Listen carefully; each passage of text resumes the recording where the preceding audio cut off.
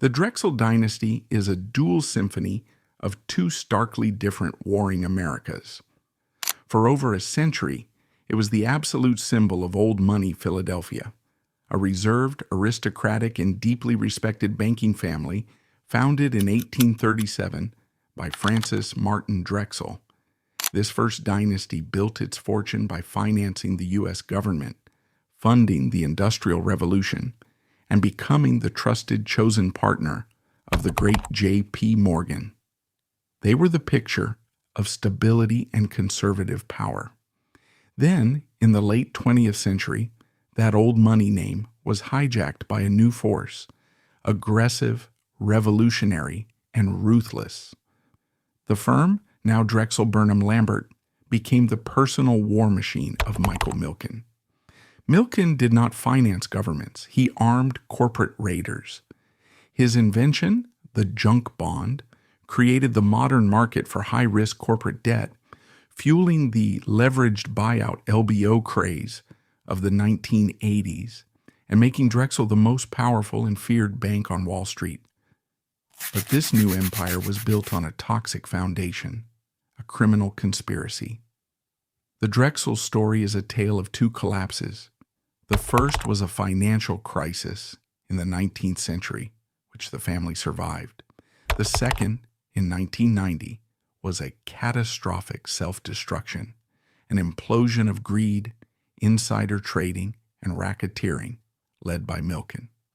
It was a scandal so vast that it didn't just land the junk bond king in prison.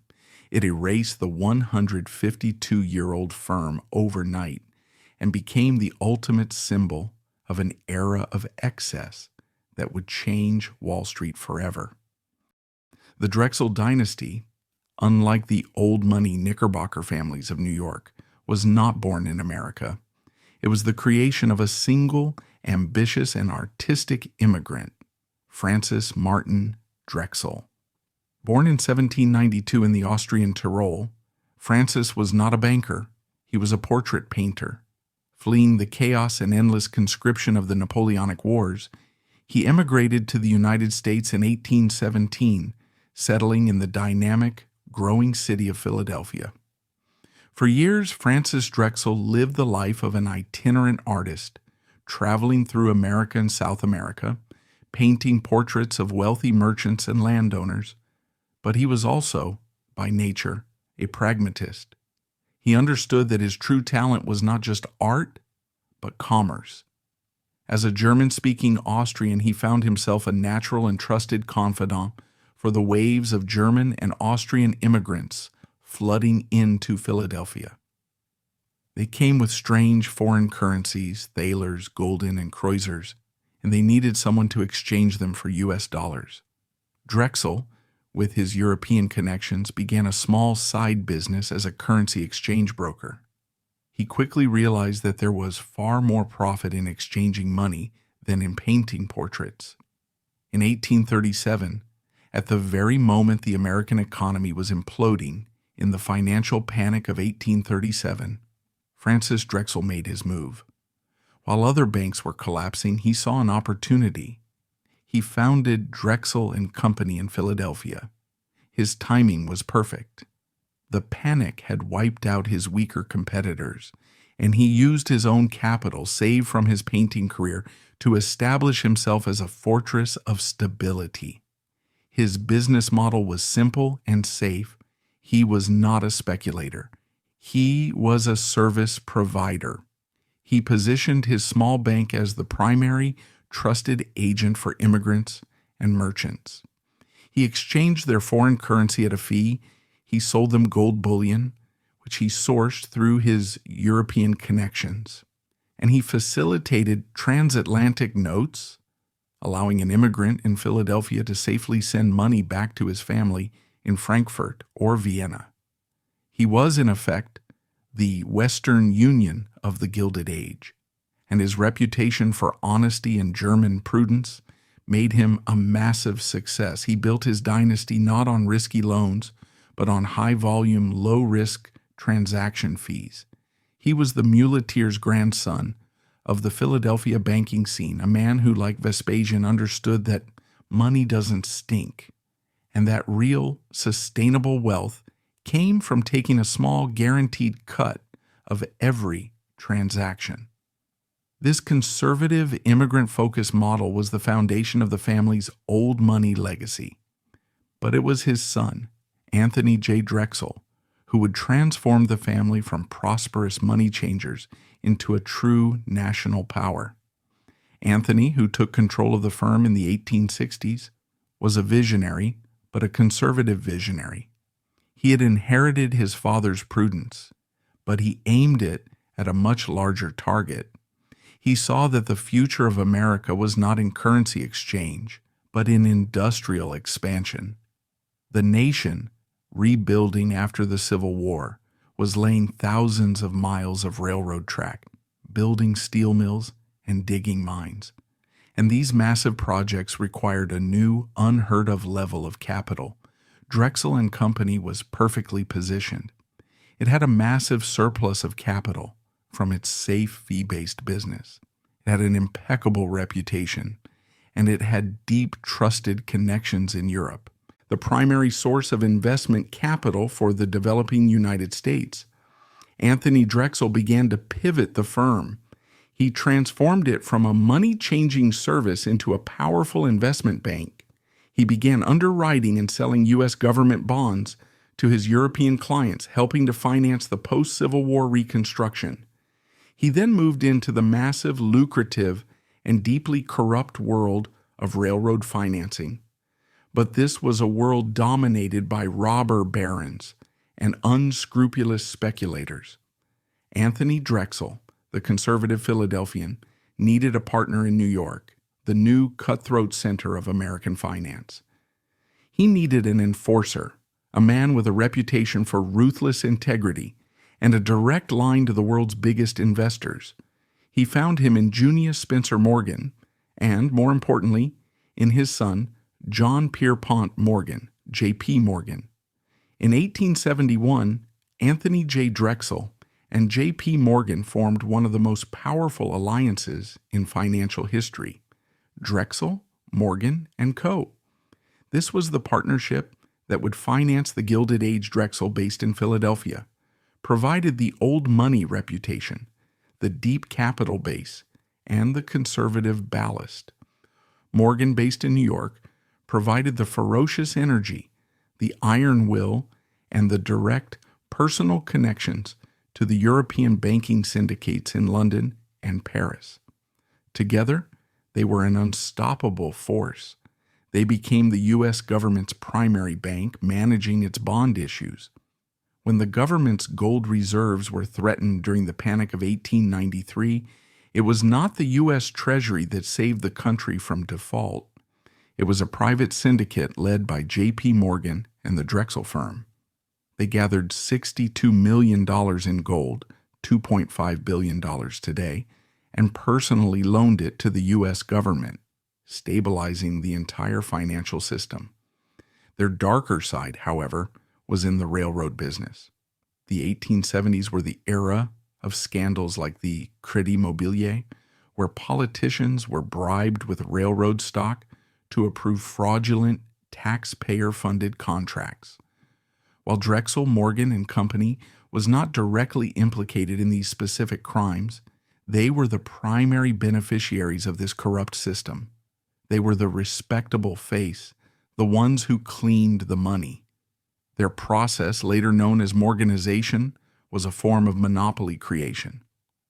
They would identify railroad companies that were over-leveraged and on the brink of collapse, often due to the very corruption they had engaged in. Morgan and Drexel would then step in, force the company into receivership, wipe out the original shareholders, and reorganize it. They would consolidate competing lines/costs and install their own hand-picked Drexel or Morgan men on the board of directors. They were not just financing the railroads, they were taking control of them. This process, while bringing order to a chaotic industry, also concentrated an immense unaccountable power in the hands of their two firms. They, in effect, became the private, unelected board of directors for the entire American industrial economy. By the time Anthony J. Drexel died in 1893, he was one of the richest men in America, with a personal fortune of $50 million, billions today. The Drexel name was synonymous with the absolute peak of old money power, conservative, unassailable, and deeply intertwined with the U.S. government. His final act cemented this legacy. He was not a robber baron who hoarded his wealth. He was a Philadelphia patrician. In 1891, he founded the Drexel Institute of Art, Science, and Industry, now Drexel University. He endowed it with $3 million, a colossal sum, with a specific progressive mission. It was to be a technical, vocational school open to both men and women of all races to provide the working classes of Philadelphia with the skills needed for the new industrial age. This was the Drexel legacy. The family had successfully laundered its immigrant origins. It had transformed itself in just 2 generations from a painter's side hustle into the most respected philanthropic and powerful old money banking dynasty in America, the trusted partners of J.P. Morgan and the U.S. government. The firm, which eventually reverted to Drexel and Company after its formal partnership with Morgan, ended, though the families remained deeply allied, continued this gentlemanly tradition for the next 80 years. It was a white shoe firm, a quiet, respectable place that managed old fortunes and underwrote safe municipal bonds. By the 1970s, Drexel and Company was, in the words of Wall Street, dead. It was a sleepy, third-tier, old-name bank, completely eclipsed by the new bulge bracket giants like Goldman Sachs and Morgan Stanley.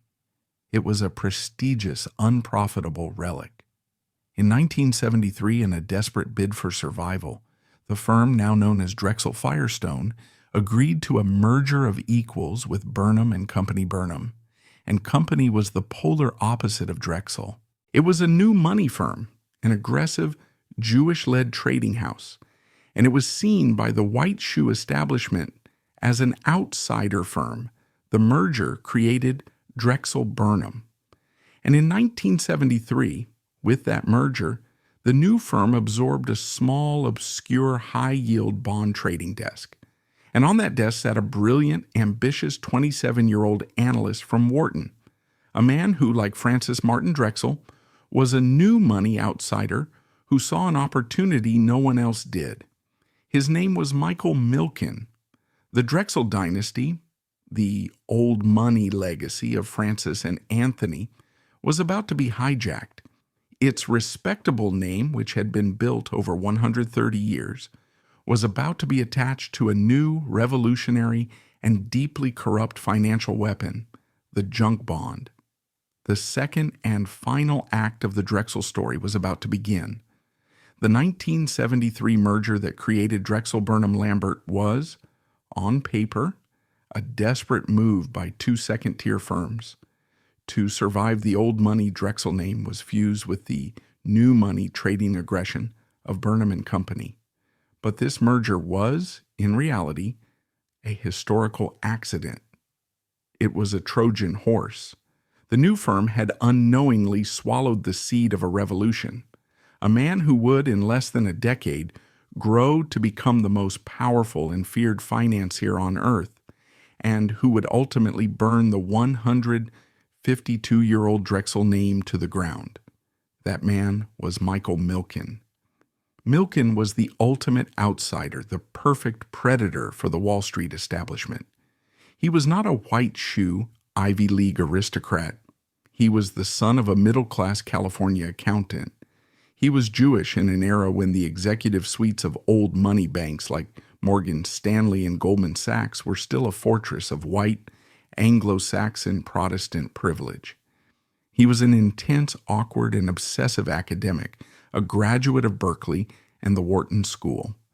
And he was driven by a single powerful and, at the time, heretical idea. This idea, which he had developed in his thesis at Wharton, was simple. Wall Street was stupid. The entire old money financial world, the world of J.P. Morgan and the old Drexel partners, was built on a simple elitist principle. They only loaned money to investment-grade companies. These were the blue-chip giants, the old, stable, massive corporations like AT&T, General Motors, and RJR Nabisco. Any company that was not in this exclusive club, a new high-growth startup, a company in a risky new industry like cable television, or an old company that had temporarily fallen on hard times, a fallen angel, was locked out. Their bonds were rated as non-investment grade. The gentlemen of Wall Street, in their arrogance, had a single dismissive name for this entire massive market: junk.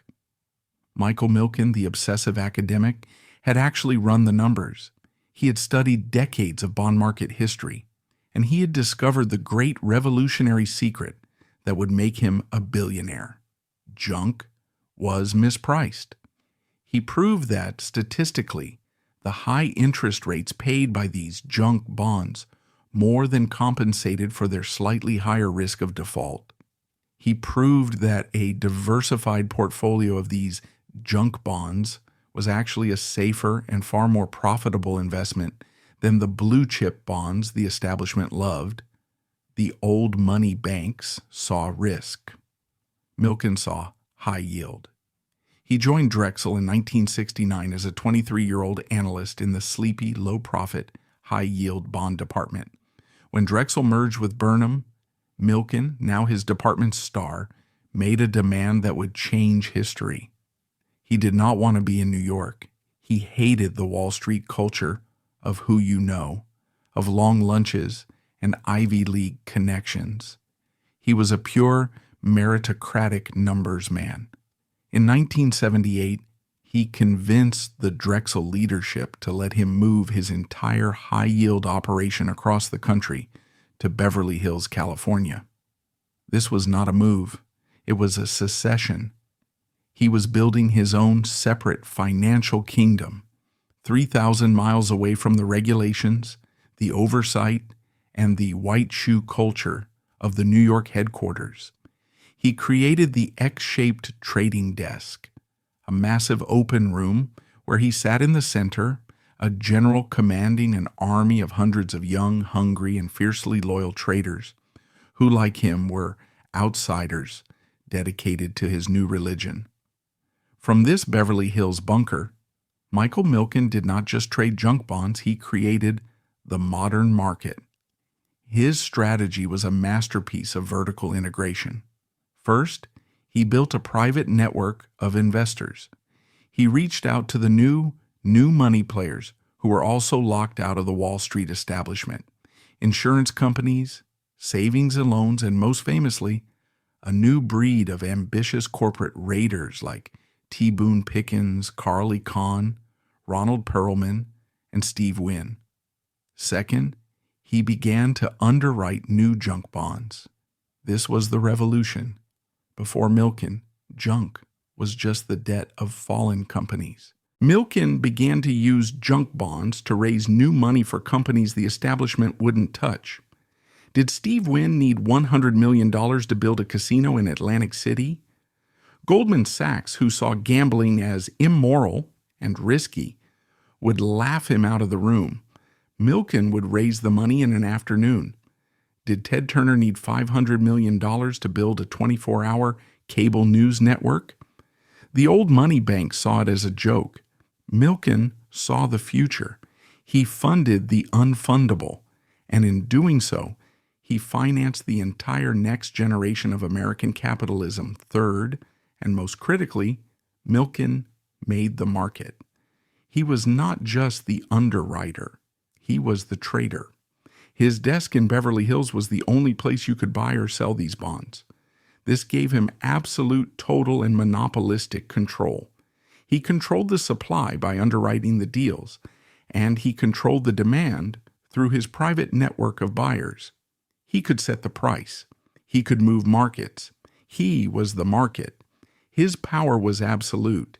He and his small team in Beverly Hills were generating over 40% of Drexel Burnham Lambert's entire profit. He was not just an employee, he was the firm's owner in all but name. He paid himself accordingly. In the mid-1980s, his personal compensation was not in the millions. It was in the hundreds of millions. In 1987 alone, his salary and bonus totaled $550 million for a single year. But this machine was not just for building companies. Milken soon realized it could be used as a weapon. The old money CEOs of America's blue chip corporations, the men who ran companies like Gulf Oil, Revlon, and RJR Nabisco, had long been untouchable.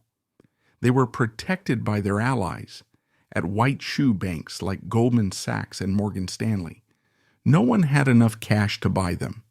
Milken had just invented a way to create instant cash. He realized he could use his junk bond network not just to fund a new casino, but to fund a hostile takeover. A corporate raider like T. Boone Pickens could now target a company 10 times his size like Gulf Oil. Pickens would launch his raid, and Milken would, in a single day, raise the billions of dollars in junk bond debt necessary to buy the company. This was the leverage buyout, LBO. The raider would leverage the takeover, using the assets of the target company itself as collateral for the junk bonds Milken had just raised.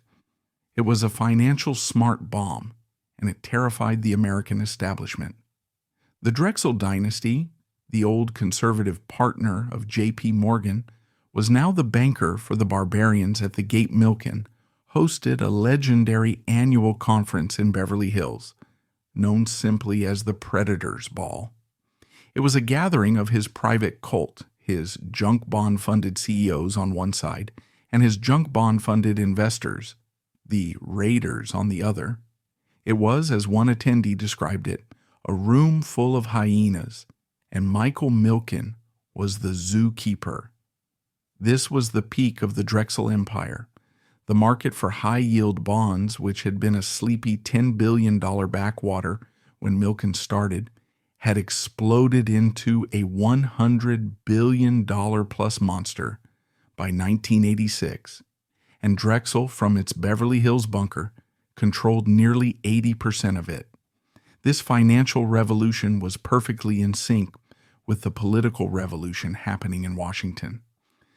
The Reagan administration, with its gospel of deregulation and free market capitalism, saw Milken not as a threat, but as a hero.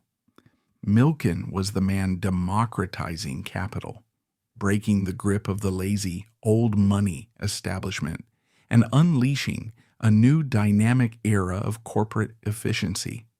Milken, in turn, was a major political donor, helping to fund the very politicians who were deregulating his industry. But the machine was moving too fast, and it was built on a foundation of secrecy and conflicts of interest. Milken was not just the market maker, he was the insider. He knew which company was about to be raided before anyone else did, because he was the one funding the raid. This gave his trading desk an unassailable and deeply illegal advantage. The entire glittering $100 billion empire was built on a single toxic secret, an illicit informational partnership between Michael Milken, the junk bond king, and a man named Ivan Boesky. Boesky was an arbitrageur, a speculator who made billions by betting on which companies would be taken over. And as the government would soon discover, he had the best information in the world because he was allegedly getting it directly from Milken's network. In 1986, the first crack appeared. The Securities and Exchange Commission, SEC, led by its enforcement chief Gary Lynch and the ambitious U.S. Attorney in Manhattan, Rudy Giuliani, were beginning to investigate a pattern of insider trading. They caught a minor banker who, to save himself, gave them a bigger name, Dennis Levine. Dennis Levine, a managing director at Drexel, was arrested for trading on inside information, And to save himself, he gave the government the biggest name they had ever heard. He gave them Ivan Boesky. In November 1986, the financial world was shaken to its core. Ivan Boesky, the king of the arbitrageurs, was arrested. He pleaded guilty to insider trading, agreeing to pay a then-record $100 million fine. But that was not all. As part of his plea deal, Boesky, the ultimate insider, agreed to become the ultimate informant. He agreed to tell the government everything he knew, and there was only one man left in the world who was bigger than Ivan Boesky. The government, with Boesky as their guide, now had a direct, legal, and vengeful path to the X-shaped desk in Beverly Hills. They had a path to Michael Milken, the old money Drexel name, which had survived the panic of 1893 and the Great Depression, was now tied to the largest criminal investigation in Wall Street history. The second act of the Drexel dynasty was about to come to a catastrophic and criminal end. The arrest of Ivan Boesky in November 1986 was the first tremor of an earthquake that would bring the entire Drexel dynasty crashing to the ground. Boesky, the king of the arbitrageurs, was the most visible and audacious speculator of his generation. And in a desperate bid to save himself from a life sentence, he had agreed to become a government informant. He had turned on his secret partner, his insider, the true source of his seemingly magical ability to predict takeovers. He gave the government Michael Milken. The investigation was led by a new breed of ambitious, media-savvy federal prosecutor in Manhattan, Rudy Giuliani. Giuliani, the U.S. Attorney for the Southern District of New York, saw the rampant greed of the 1980s not just as a series of individual crimes, but as a systemic corruption of the market. He did not just want to fine a few bankers, he wanted to destroy the entire machine. And to do it, he deployed the most powerful and terrifying weapon in the federal arsenal, the RICO Act. The Racketeer Influenced and Corrupt Organizations Act was a law designed in 1970 to fight the mafia. It allowed prosecutors to try organizations, not just individuals, as a criminal enterprise. If convicted, the government had the power to seize all of the enterprise's assets. Giuliani's brilliant and terrifying legal innovation was to apply this law, for the first time, to a major Wall Street investment bank. His target was Drexel Burnham Lambert. His thesis was simple. Drexel's Beverly Hills junk bond operation, led by Michael Milken, was not a legitimate bank that had a few rogue employees. It was a criminal enterprise in its entirety, an organization whose entire business model was a massive, ongoing criminal conspiracy to defraud the public. For 2 years, Giuliani and the SEC, Securities and Exchange Commission, built their case, fueled by the secret recordings and testimony of Boesky and a growing list of other traders who had flipped. They painstakingly reverse-engineered the magic of the Milken machine. And what they found was not genius. It was a vast, complex, and brazen criminal conspiracy. The Den of Thieves, as the journalist James B. Stewart would later title his definitive book, was built on several illegal pillars. The first and simplest was insider trading. It was a direct quid pro quo relationship. Milken's desk, which was originating the junk bonds to fund a secret corporate raid, would allegedly tip off Ivan Boesky before the raid was announced. Boesky, armed with this perfect non-public information, would buy millions of shares of the target's stock. The stock would, of course, soar when the takeover bid became public, and Boesky would make a risk-free fortune, a portion of which he would allegedly kick back to Milken. The second crime was market manipulation. Milken, from his X-shaped desk, was the junk bond market. He controlled it. He allegedly used this power to pump the price of his own bonds. He would force his vast network of investors, the Predators Ball attendees, who depended on him for their next deal, to buy a new, risky junk bond issue. This created a massive artificial demand, making the bond look like a success. This was reinforced by bribery. To create this artificial market, Milken's team allegedly offered illegal kickbacks to the managers of pension funds and mutual funds. They would, for example, have Drexel buy a different, unrelated block of stock from a fund manager at an inflated price, a sweetheart deal. In exchange, that fund manager would use his pensioners' money to buy Milken's new high-risk junk bonds. The third crime was a scheme known as parking. This was a conspiracy to hide Milken's own illegal stock ownership. Boesky would buy millions in stock, but he would be buying it for Milken.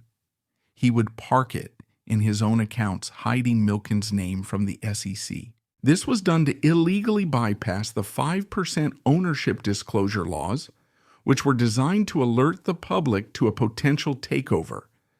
This entire criminal ecosystem was managed from the Beverly Hills bunker. It was a cult of personality, built on a fanatical loyalty to Michael Milken. It was a macho, high-pressure trading floor that excluded women and minorities, a place where traders, who were making millions in bonuses, were driven by one creed: greed is good. This was the real-life inspiration for Gordon Gekko, the villain of the 1987 film Wall Street. The government, armed with this evidence, finally struck. In September 1988, the SEC filed a massive 184-page civil complaint against Drexel, Milken, and his top lieutenants, alleging a massive fraudulent scheme. The walls were closing in, but the kill shot came from Giuliani. He threatened the Drexel board with his ultimate weapon, a RICO indictment against the entire firm. This was a corporate death sentence. A RICO indictment would allow the government to freeze all of the firm's assets before a trial even began. For a Wall Street bank which survives day to day on the confidence of its lenders, this was a run-on-the-bank scenario.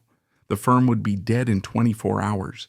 The Drexel board in New York, led by CEO Fred Joseph, was now in a desperate, impossible position. They were the descendants of the old money Drexel dynasty, the partners of J.P. Morgan, and they were being threatened with being legally declared a mafia family. Milken, the outsider in Beverly Hills, had become a cancerous growth that was about to kill the entire host. Milken, the fighter, wanted to fight the charges. He believed he could win. But the White Shoe New York board, terrified of RICO, mutinied. In December 1988, in one of the most stunning surrenders in financial history, the board of Drexel Burnham Lambert, to save the firm from a RICO indictment, agreed to plead guilty to 6 felony counts of securities and mail fraud. They agreed to pay a staggering, record-shattering fine of $650 million. This was the moment the 152-year-old dynasty died. The firm, founded by the scrupulous Francis Martin Drexel, had just publicly admitted that it was a criminal enterprise. The cost of this plea was more than just money. As part of the deal, Drexel agreed to cooperate with the government's ongoing investigation against Michael Milken.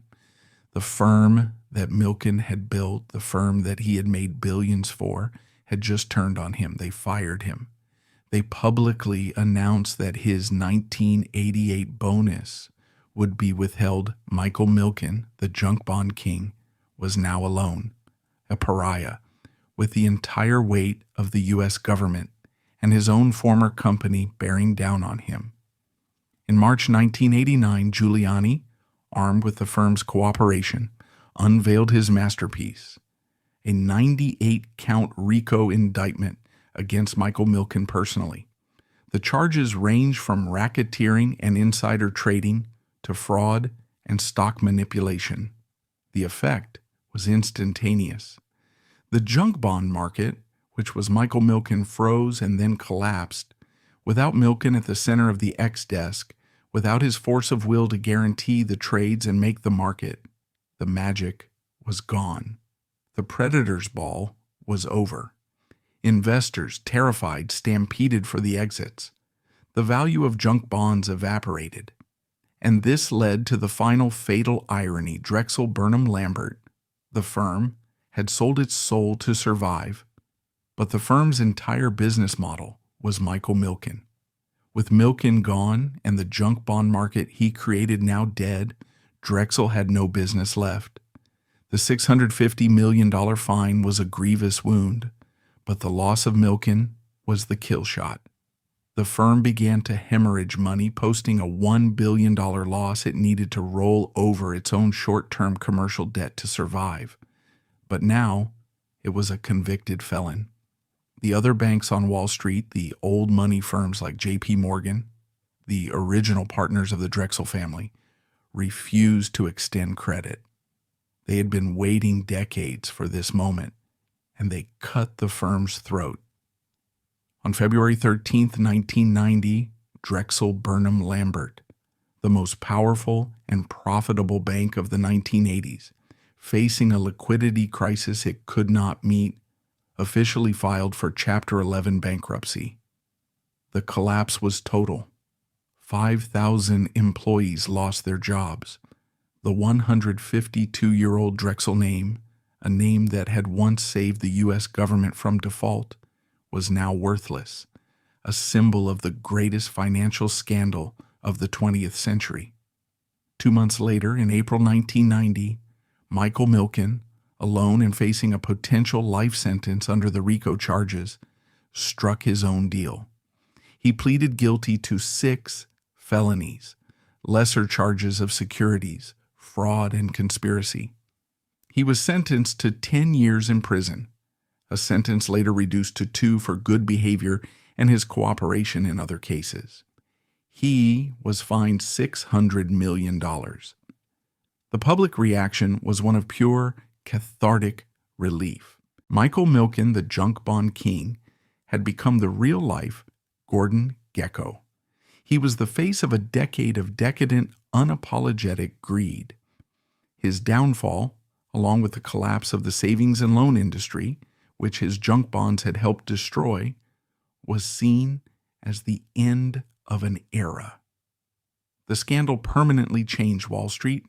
It led directly to new, tougher laws like the Insider Trading and Securities Fraud Enforcement Act of 1988, and it led to new international banking regulations like the Basel Accords, which forced banks to hold more capital against their risky assets.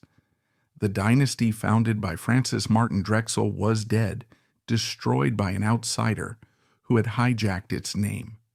But the old money legacy of the family would, in a final ironic twist, outlive the new money empire that had consumed it.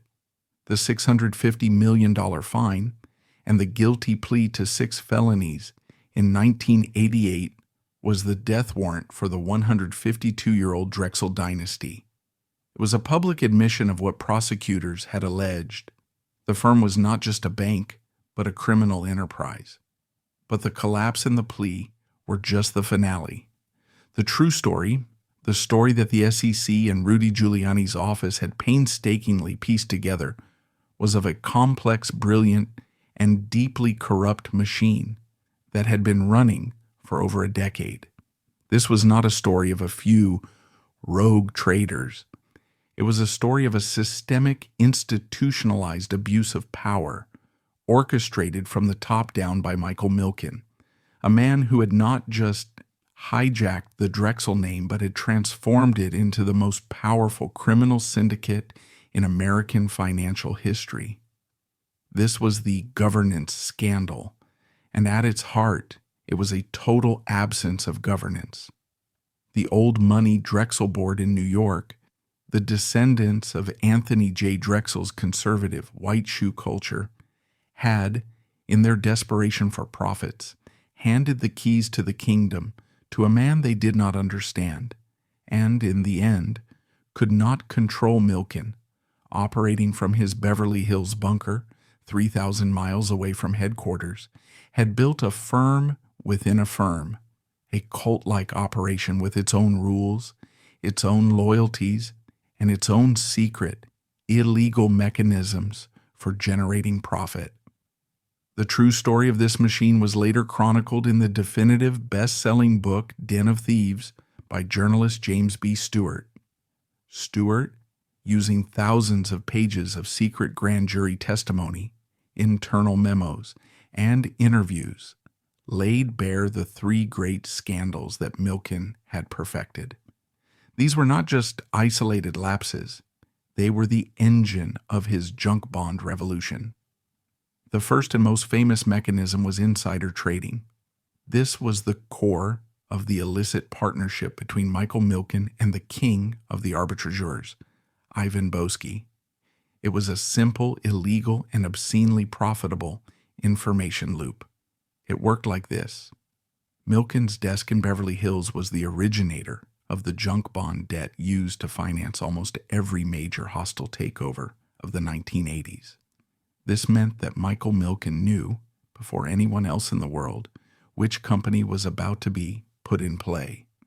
Before a corporate raider like Carl Icahn or Ronald Perlman could launch his surprise hostile bid, he first had to know he could get the financing. He would secretly go to Milken.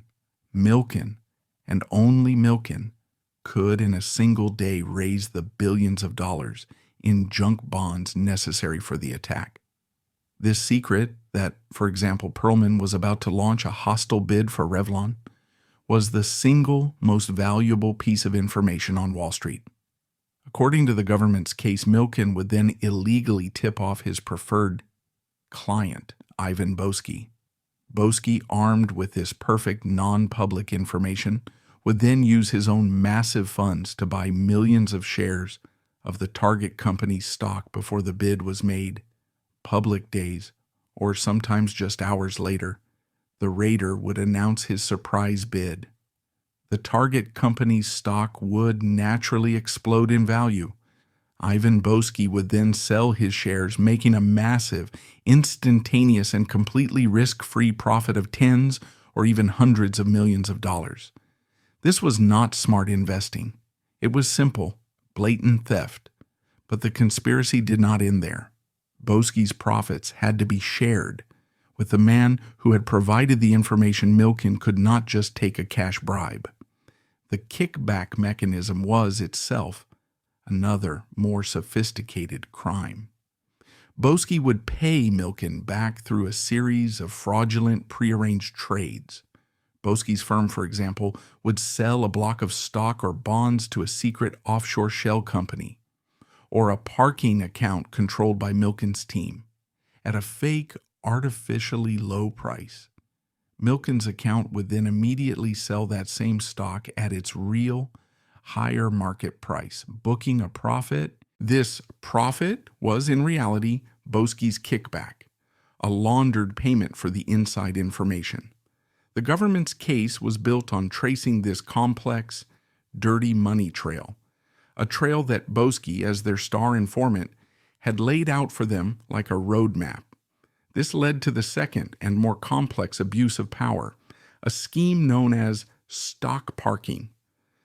Parking was a tool of mass deception, and it was Milken's primary weapon for manipulating the market. It was a criminal conspiracy, pure and simple. It worked in two ways. First, it was used to hide illegal ownership.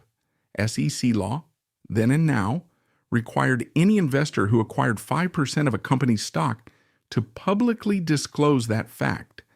This 5% rule was the tripwire for hostile takeovers. It was designed to warn a target company and the public that a raid was in progress. Milken's raiders wanted to operate in secret. They needed to acquire more than 5% without alerting the target. So Milken would allegedly use his network. His raider client might buy 4.9%. Then Ivan Boesky would buy 4.9%. Another Milken-controlled fund would buy 4.9%. But according to the government, Boesky and the other funds were secretly parking that stock for the raider. They had a secret, illegal agreement to sell that stock to the raider or vote with him when the time was right. This conspiracy allowed Milken's clients to secretly control 10, 15, or 20% of a company, all while appearing to be in compliance with the law. It was a lie, and it allowed them to launch their surprise attacks with a massive illegal advantage. The second use of parking was even more corrupt. It was used to manipulate Drexel's own books and to bribe other institutions.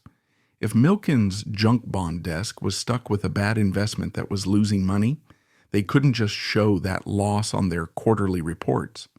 It would hurt their profits and their bonuses. So, just before the end of the quarter, Milken would sell that losing bond to Ivan Boesky. Boesky would buy it, parking it in his own accounts, taking the loss off of Drexel's books. Drexel would then report a beautiful, profitable quarter. Then after the quarter ended, Boesky would, per their secret agreement, sell the bond back to Drexel, often at a small prearranged profit for his trouble. The loss was still there, but it had been illegally hidden from the public, from shareholders, and from regulators. This led to the third and perhaps most systemic abuse, the bribery of institutional clients. Milken's junk bond machine was not just a trading desk, it was a placement machine. He was underwriting billions of dollars in new, high-risk, unrated bonds. He had to find buyers for this mountain of junk. His primary targets were the managers of pension funds, savings and loans, and mutual funds. These managers were fiduciaries, responsible for protecting the safe retirement and savings money of ordinary Americans. They were legally and morally prohibited from gambling that money on high-risk junk. Milken's task was to persuade them to do it anyway. And he did it through a sophisticated and deeply corrupt system of bribery. This was not a briefcase full of cash. It was a quid pro quo system of favors. If a pension fund manager in California agreed to forget his fiduciary duty and use his pensioners' money to buy $100 million of Milken's new risky bonds, Milken's desk would, in return, do that manager a favor. These favors were themselves often illegal trades. For example, Milken's desk might sell that same fund manager a block of highly coveted hot stock from a different company's IPO, guaranteeing him an instant personal profit. Or they would use the parking scheme in reverse. They would buy a block of bad stock from the fund manager's portfolio at an artificially high price, taking a loss for Drexel, but handing the fund manager a win that made him look like a genius to his own board. This network of corruption was the true magic of the Predator's Ball, Milken's legendary annual conference in Beverly Hills. It was not just a conference, it was a gathering of the co-conspirators. It was the one place where all the pieces of the machine came together. The corporate raiders, like Icahn and Pickens, who needed the money, the fund managers, the marks, who would be bribed to buy the junk, and Milken, the zookeeper at the center, who brokered the deals and took his cut from everyone. This entire criminal enterprise was protected by the culture of the Beverly Hills office. This was the final and most profound governance scandal. The New York board, led by Fred Joseph, had zero control. The Beverly Hills office was, for all intents and purposes, a separate company. It was a cult, built on total fanatical loyalty to Michael Milken. This was the infamous macho trading floor culture of the 1980s. It was a room of young, hungry, mostly male, and almost all white traders, many of whom, like Milken, were Jewish and saw themselves as outsiders storming the WASP citadels of Wall Street. They worked 20-hour days, fueled by adrenaline and allegedly cocaine. They screamed at each other across the X-shaped desk, ate greasy food at their terminals, and lived in a bubble of their own perceived invincibility. This culture was, as later studies from Harvard Business Review would note, systemically abusive. It was famously hostile to women and minorities, who were largely relegated to administrative, non-power positions. The trading floor humor was infamously crude, sexist, and racist, but this culture served a key purpose. It enforced loyalty and secrecy. No one would question Michael. He was the man making them all millionaires overnight. His word was law. This cult-like devotion, this frat house mentality, was the perfect incubator for systemic crime because it actively rejected any outsider, like a New York auditor or an SEC regulator, who dared to ask questions. This was the den of thieves that Giuliani and the SEC finally brought to light. The $650 million fine that Drexel, the firm, agreed to pay in 1988 was the price for all of this. For the insider trading, for the parking, for the bribery, for the market manipulation, and the $600 million fine that Milken personally paid in 1990 was his share. The collapse of the firm was the inevitable result. The moment the government exposed the mechanics of the fraud, the magic was gone. No one would trust Drexel again. No one would buy Milken's bonds. The entire multi-billion-dollar empire, which had been presented as a brilliant free market innovation, was revealed to be a simple, old-fashioned criminal racket. The old money Drexel dynasty, founded by Francis and Anthony, was built on the rock of trust. The new money dynasty built by Milken was built on the sand of criminal conspiracy. When the tide of the law finally came in, the entire glittering 152-year-old edifice was washed away, as if it had never been there at all. The 1990 collapse was more than a corporate bankruptcy. It was the final bloody battle in a civil war that had raged within Drexel for a decade. The Drexel dynasty was, in fact, two warring families under one roof. The Old Money New York Board, led by CEO Fred Joseph, and Michael Milken's new money cult in Beverly Hills. The government's RICO indictment didn't cause the firm's death.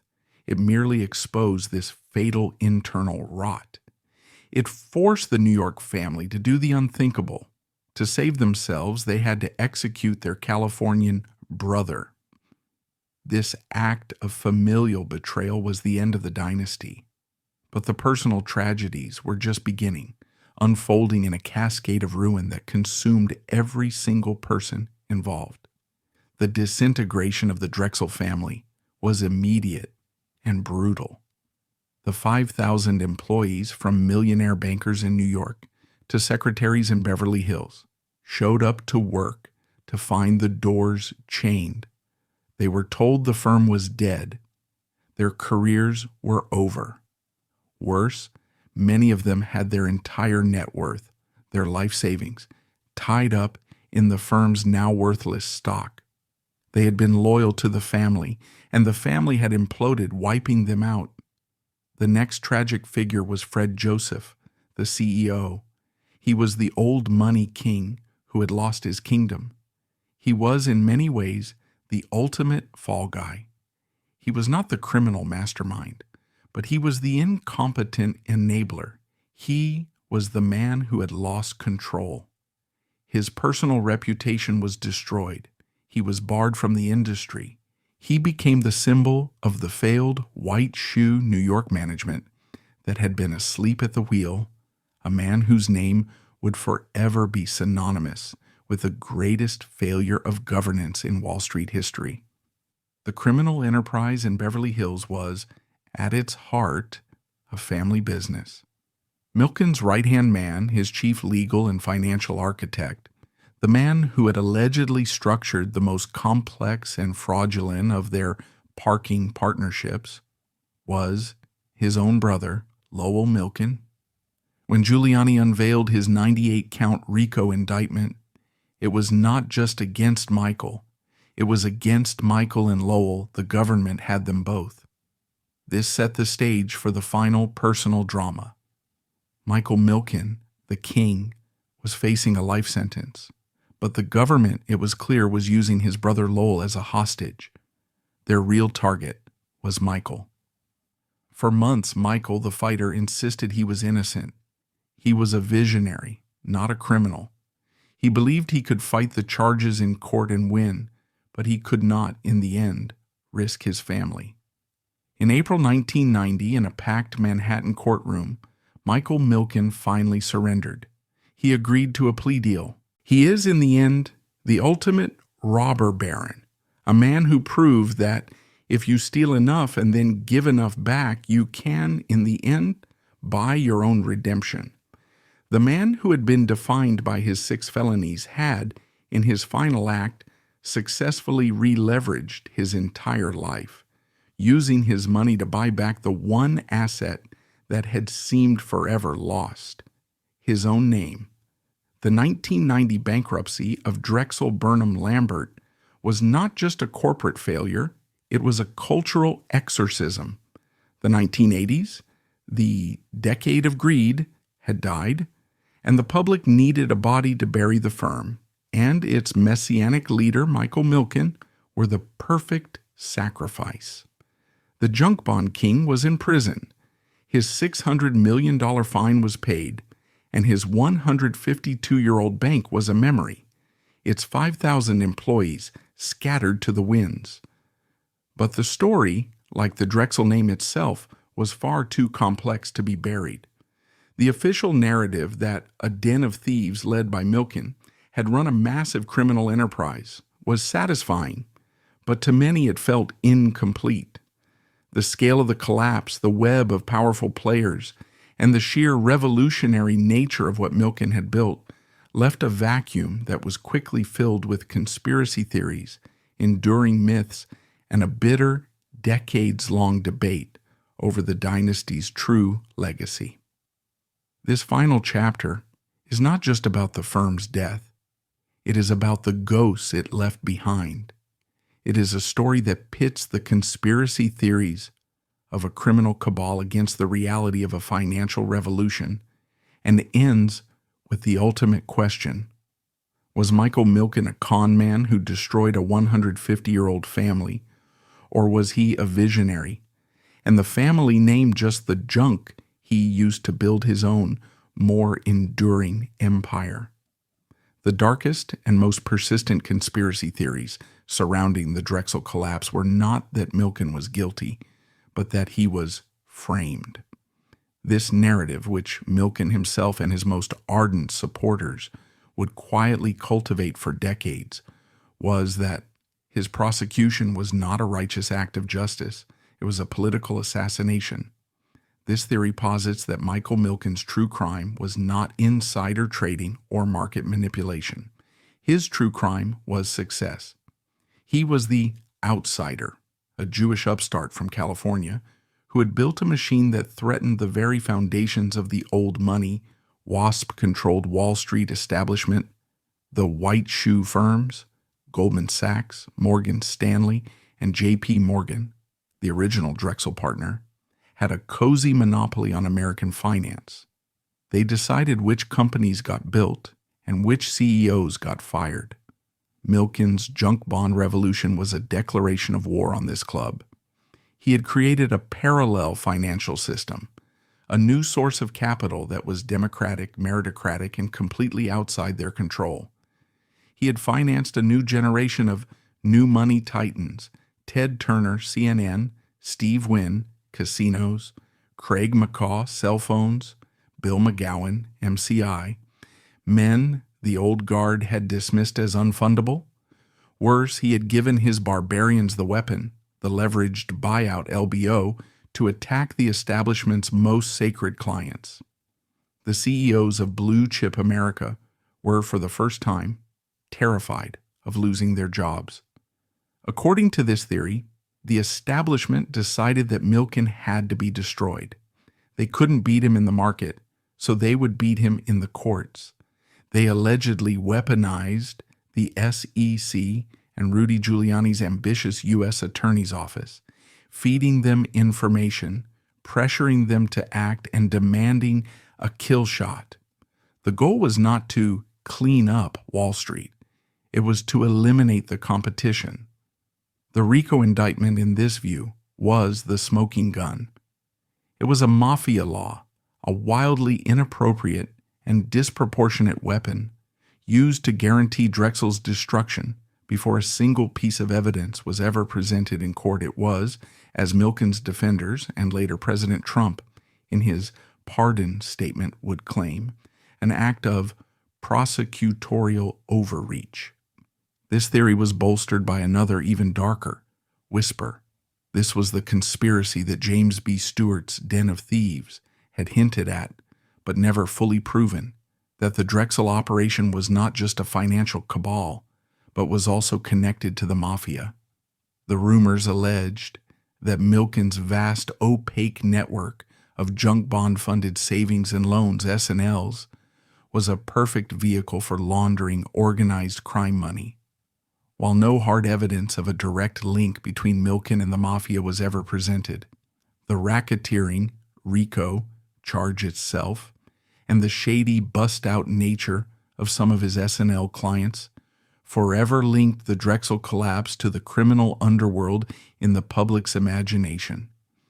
But the reality of Drexel's global influence is far more complex and far more profound than any of these conspiracies. The truth is that Milken's innovations, both legal and illegal, did permanently change the world he was, in fact, the revolutionary he claimed to be. His first and most important real legacy was the democratization of capital. Before Milken, the American economy was a rigid, two-tiered system. If you were a blue-chip company, you had access to cheap, endless capital from the old money banks. If you were anyone else, you had nothing. Milken's high-yield junk bonds blew this system apart. For the first time, a small, innovative startup or a medium-sized family company could raise the tens or hundreds of millions of dollars needed to compete with the giants. Milken's junk bonds funded the entire telecommunications revolution. They funded MCI Communications, the company that broke AT&T's government-protected monopoly on long-distance calls. They funded McCaw Cellular, which built the foundation of the entire U.S. cell phone network. They funded Ted Turner's CNN, a 24-hour news network that the establishment had laughed at. Milken's defenders argue that every single American who has a cell phone, who watches cable news, or who has benefited from the lower prices that come from corporate competition owes a direct debt to the financial revolution. He started his second and more controversial legacy was the leveraged buyout, LBO. To the old money establishment, this was a destructive, parasitic, strip-and-flip operation. Milken's raiders were barbarians, buying healthy companies with debt, firing thousands of workers, asset stripping the valuable divisions, and then selling the hollowed-out carcass for a quick profit. But to Milken and his free market disciples, the LBO was a virtuous tool. It was the Darwinian mechanism for corporate efficiency. They argued that the blue-chip CEOs of the 1970s and 80s were lazy, complacent, and incompetent. They had grown fat and inefficient, protected by their white shoe bankers. The threat of a Milken-funded LBO, they argued, was the only thing that could force these lazy CEOs to wake up. It forced them to slim down, to sell off unprofitable divisions, to innovate, and to maximize shareholder value. Milken, in this view, was not a raider. He was a corporate disciplinarian, a force of creative destruction that made the entire American economy more competitive and efficient. The 1988 RJR Nabisco deal, the largest LBO in history, chronicled in the book and film Barbarians at the Gate, became the ultimate symbol of this new, brutal, but highly efficient form of capitalism. This was the real soft power of the Drexel dynasty's second act. It was not a conspiracy. It was a full-frontal assault on the old way of doing business. The final verdict on the Drexel dynasty, then, is a story of two competing legacies, both of which are true. The first dynasty, the bloodline of Francis Martin and Anthony J. Drexel, left a quiet, respectable, and enduring legacy. It is the legacy of Drexel University, a massive $700 million a year educational institution dedicated to the founder's practical, working-class vision. It is the legacy of a gentlemanly bank that for a century helped build the American government and its industrial infrastructure.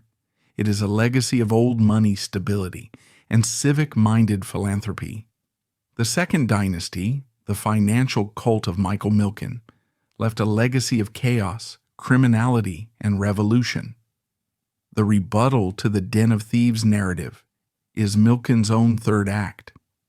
His pardon by President Trump in 2020 was the final formal attempt to rewrite this history. It was the culmination of a 30-year, multi-billion-dollar public relations campaign.